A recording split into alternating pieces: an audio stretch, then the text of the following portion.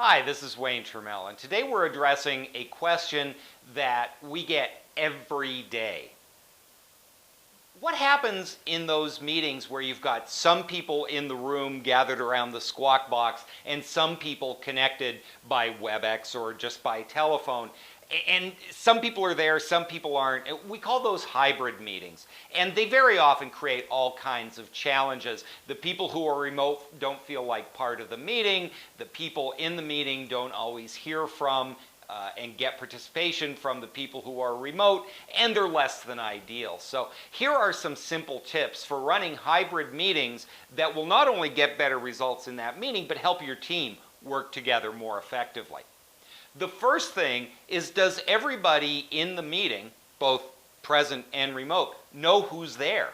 Do they know who's taking part in the meeting? Do they know, oh, so-and-so's there and I can ask them a question, or I might need information from that person? If you don't know who's in the meeting, it tends to be very isolating. Then you need to make sure that for the sake of the people who are remote, that you repeat or restate comments or questions that are made in the room. How often have you been on the phone and you hear laughter and joking and mwah, mwah, mwah, mwah, mwah, mwah, and all you hear is, yes, and your paycheck depends on it. And you're on the end of the line going, what was that?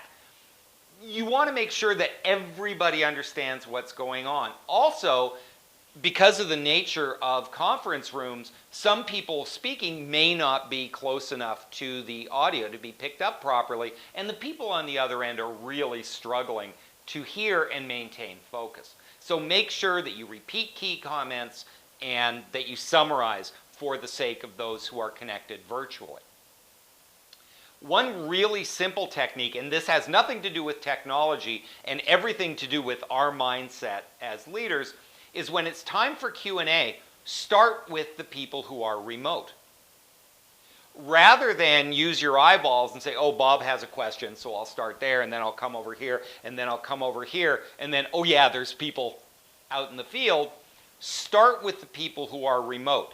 That will send the message that they're part of the team, that their input is important, but it also sends the expectation to them, don't fall asleep, because you're part of this, and we expect to hear from you.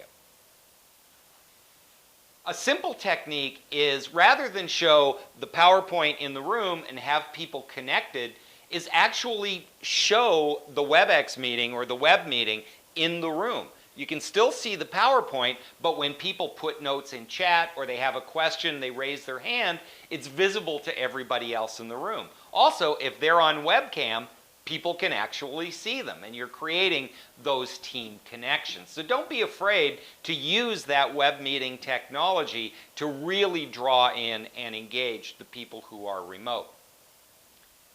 And finally, stay aware of the dynamics. A lot of teams have kind of resentment. You know, the people who are remote are in their pajamas and they're not really working, and they don't have to work as hard as the people who are in the room. On the other hand, the people who are in the room are sucking up to the boss and getting all the advantages, and they get pizza and donuts, and I'm isolated. You want to be aware of those dynamics and do everything you can so that the people who are remote are included and are part of the meeting, and that the people in the meeting don't forget about the people out in the provinces.